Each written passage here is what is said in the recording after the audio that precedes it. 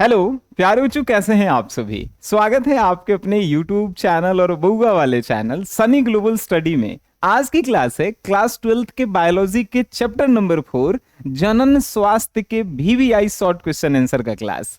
Means आज की इस क्लास में चैप्टर नंबर 4 से जितने भी 2011 से लेकर के 2026 के बीच में शॉर्ट क्वेश्चन आंसर पूछे गए हैं, सबको हम आपको पढ़ाएंगे, समझाएंगे और क्लास में ही याद करवाएंगे। मतलब आपको रटना नहीं है जी, बउआ वाला सब्जेक्ट है बायोलॉजी। तो चलिए शुरू करते हैं।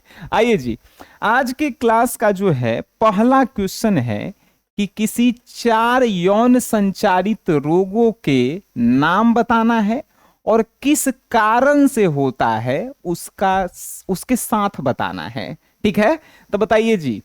4 गो यौन संचारित, यौन संचारित मतलब समझते हैं, जब महिला और पुरुष सेक्स करता है, संभोग करता है, तो कौन से 4 गो रोग हो सकते हैं, उन चारों रोगों के नाम बताइए और किस जीवाणु से होते हैं उनको भी बताइए। पहला कौन होगा? एड्स होगा। एड्स किस जीवाणु से होता है? HIV से होता है। HIV का पूरा नाम बताओ भाई।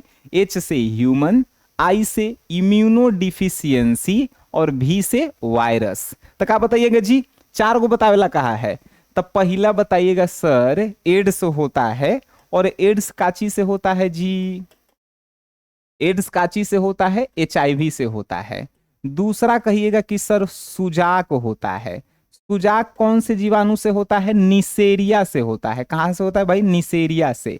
तीसरा बताइएगा कि उपदंश होता है। उपदंश काची से होता है जी? तब पिटोरिया, पिटोरिया एक नाम है। पी नहीं, ट्रिपोनिमा, हाँ हम भुला गए। ट्रिपोनीमा, ट्रिपोनीमा जीवाणु से होता है। और चौथा का है जी? तो चौथा एगो होता है जननांग हर्पीज, जिसको हर्पीज भी बोलते हैं। तो हर्पीज लिख दीजिए या जननांग हर्पीज लिख दीजिए। आ जननांग हर्पीज के इलाज होता है HAV से। H से हर्पीज हो गया, C से जो है सिंप्लेक्स हो गया और V से वायरस हो गया। ठीक है, कभी कभी जानते हैं फुल नेम भी पूछ देता है, पूछेगा बताओ HIV के फुल नेम क्या होता है? तो ह्यूमन इम्यूनो डिफिशियंसी वायरस होता है। ठीक है, तो नाम भी बताना होता है। अब बिना देखे हुए क्या आप सभी को याद हुआ? पूछेगा कि किसी 4, हाई कर नहीं, यहां 4 लिखल था, किसी 4 यौन संचारित रोग के नाम बताइए। एड्स, सुजाक, उपदंश और हर्पीज। पूछेगा कि चारों कौन से कारण से होता है, मतलब कौन जीवाणु के कारण होता है। एड्स काची से होता है? HIV से। सुजाक काची से होता है? निसेरिया से। आपसे पूछेगा उपदंश काची से होता है? ट्रिपोनिमा से होता है। और चौथा का हम बताए थे आपको हर्पीज, हर्पीज काची से? HSV से होता है। याद हो गया? चलिए जी, क्वेश्चन नंबर 2, बंध्याकरण से आप क्या समझते हैं? बंध्याकरण से आप सुने होंगे कि जब किसी महिला के 2 बाल बच्चा हो जाए तो वो ऑपरेशन करवा लेती है, तो उसी को तो बंध्याकरण बोलते हैं, ऑपरेशन करवाना को। ठीक है कि भाई 2 गो बच्चा चाहिए उसको, 4 गो नहीं चाहिए, 3 गो नहीं चाहिए, 2 गो बच्चा चाहिए, तो उसको बंध्याकरण बोलते हैं। अब यह बतवा बायोलॉजी के भाषा में लिखेला कहे कि बंध्याकरण से आप क्या समझते हैं, तो आप क्या लिखेंगे? लिखेंगे कि बंध्याकरण से हम यह समझते हैं कि जो बंध्याकरण जो है यह समझते हैं, या बंध्याकरण लिख के इसमें जो है परिभाषा इसके ऐसे तीर के निशान दे के लिखेंगे कि बंध्याकरण एक प्रकार का सर्जरी होता है जो महिलाओं और पुरुषों के जो है जनन अंग को काट करके बांध दिया जाता है। फिर से बंध्याकरण से आप क्या समझते हैं? तब बंध्याकरण एक प्रकार का सर्जरी होता है। सर्जरी मतलब ऑपरेशन, जिसमें नर जनन अंग और स्त्री जनन अंग के छोटे से हिस्से को काट करके सर्जरी किया जाता है, ऑपरेशन किया जाता है। का इस बात को आप लिख सकते हैं? लिख सकते हैं, लिख सकते हैं जी। बंध्याकरण का होता है, तब बंध्याकरण जो है गर्भ धारण को रोकने का एगो विधि है, जिसमें महिला और पुरुष के जनन अंग को काट करके सर्जरी कर दिया जाता है। ठीक है, अब पूछा है कि किन्हीं 2 गो विधि के नाम बताइए। तो देखिए जी, पुरुषों में पहला विधि कौन सा होता है? तो पुरुष में जो है नसबंदी किया जाता है। अब कहेंगे सर ये नसबंदी का होता है, तनी सब बता दीजिए। तो नसबंदी का मतलब होता है पुरुषों के शुक्रवाहिका, सुने हैं शुक्रवाहिका, पुरुषों के जो है शुक्रवाहिका के एक छोटे से भाग को जो है काट दिया जाता है। यानी पुरुषों के जनन अंग में एक शुक्रवाहिका होता है, उसको छोटा सा हिस्सा काट दिया जाता है, काट के बांध दिया जाता है, जिससे शुक्राणु जो है नहीं निकलता है, और नहीं निकलता है तो निषेचन नहीं होता है, तो भाई बच्चा पैदा नहीं हो सकता है। ठीक है। दूसरा जो है महिला में क्या कहल जाता है, नलिका बंदी, क्या बोला जाता है, नली बंदी, या जो है उसको बोलते हैं नलिका बंदी। क्या बोलते हैं भाई साहब, नलिका बंदी। ये नलिका बंदी का होता है, तो महिलाओं के जो जनन अंग होता है यानी स्त्री जनन अंग, उसमें एगो फिलोपियन नलिका होती है। क्या उसको बोलते हैं जी, फिलोपियन नलिका। उसको छोटा सा हिस्सा को काट करके अब फिर जो है बांध दिया जाता है, जिससे भाई निषेचन नहीं होगा, अंडाणु बनबे नहीं करेगा तो निषेचन नहीं होगा, तब बच्चा पैदा नहीं होगा। बात समझ गए, खत्म बात हो गया जी। पूछेगा बंध्याकरण से आप क्या समझते हैं, इसके 2 विधि लिखिए, 2 विधि लिख देंगे, बात खत्म। आइए जी, एमटीपी क्या है। अगर आपसे पूछा भाई एमटीपी क्या है, आप बता देंगे। पहले तो पूछ देगा कि एमटीपी के जो है फुल फॉर्म बताओ, तो तुम बताना, एम से मेडिकल, टी से टर्मिनेशन, और पी से मेडिकल टर्मिनेशन ऑफ, पी से प्रेगनेंसी। क्या बताओगे तुम, medical termination of pregnancy, full form बता दोगे। चलिए, अब ई आपसे पूछा है एमटीपी है क्या, तो एमटीपी क्या होता है, तो जब आप एक डॉक्टर के सलाह से, फिर से सुनिए, एमटीपी क्या है, जब एक महिला डॉक्टर के सलाह से अपने गर्भपात करवाती है, उसको कहते हैं एमटीपी। बायोलॉजी की भाषा में नहीं समझ में आया, आइए हिंदी मतलब देहात भाषा में समझाएं हम आपको। आप सुने होंगे कि कोई महिला जो है अपना बच्चा गिरा दी, मीन्स उसके पेट में बच्चा पल रहा था, लेकिन वो क्या कर दी, तो उस बच्चे को जन्म नहीं देना चाहती थी, जिसको गिरा दी। तो वो अगर डॉक्टर की सलाह से गिराई है, जिसको बायोलॉजी में बोलते हैं गर्भपात, तो उसी विधि को कहते हैं रे लड्डू एमटीपी। यानी आप क्या कहेंगे कि जब एक महिला डॉक्टर की सलाह लेकर के अपना गर्भपात करवाती है, तो उसको बोलते हैं हम लोग एमटीपी। अब पूछा है भाई एमटीपी सुरक्षित कब होता है, मतलब एमटीपी करवाना सुरक्षित कब होता है, उसका काल बताना है, समय बताना है।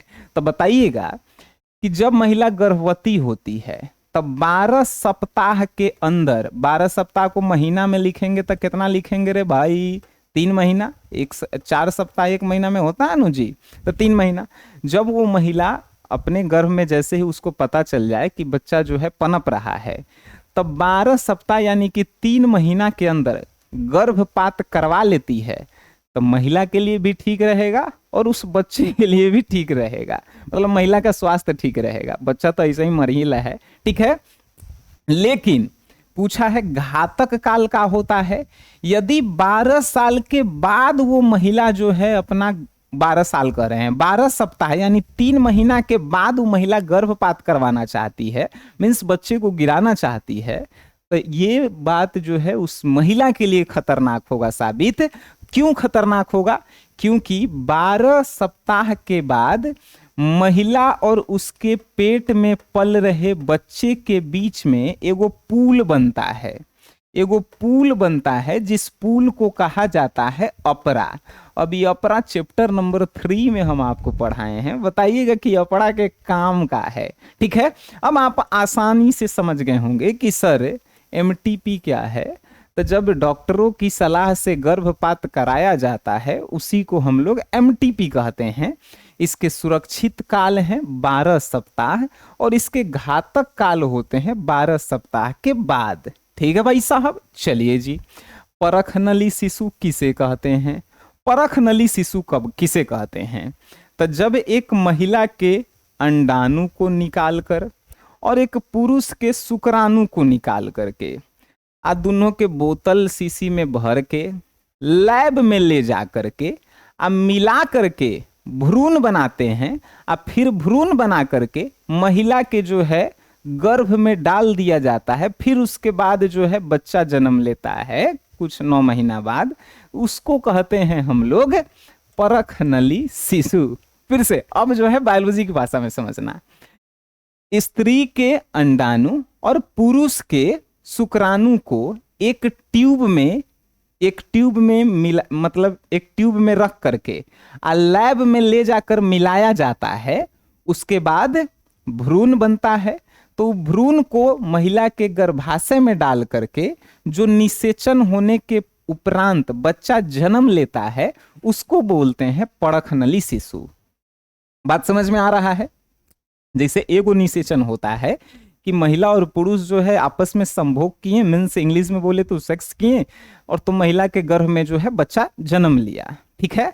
एक का होता है कि महिला के अंडाणु को निकाल लिया जाता है, पुरुष के शुक्राणु को निकाल लिया जाता है। दोनों के शुक्राणु अंडाणु को लैब में ले जाके, हिंदी में बोले तो प्रयोगशाला में ले जा करके टेस्ट ट्यूब में मिला दिया जाता है। मिला करके भ्रूण बनने का इंतजार किया जाता है। जैसे ही भ्रूण बन जाता है तो उसको जो है महिला के गर्भाशय में डाल दिया जाता है। तो उससे जो बच्चा जन्म लेगा उसको बोलेंगे परखनली शिशु। बात समझ में आया? अरे गुड। चलिए जी, क्वेश्चन नंबर 5 कहा बंध्यता पर संक्षिप्त टिप्पणी लिखें। बंध्यता ये बायोलॉजी की भाषा है। अगर हम देहात वाला भाषा इसको लिख दें तो आप जल्दी समझ जाएंगे। जानते हैं इसको, बंध्यता को देहात में क्या कहते हैं? बांझपन। मतलब तो आप समझ गए होंगे। बंध्यता मीन्स बांझपन।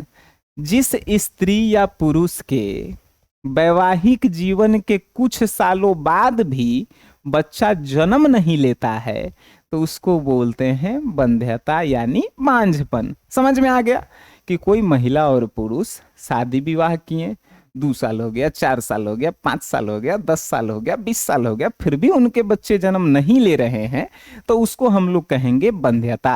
अब इस बंध्यता के रीजन का होता है, कारण का होता है।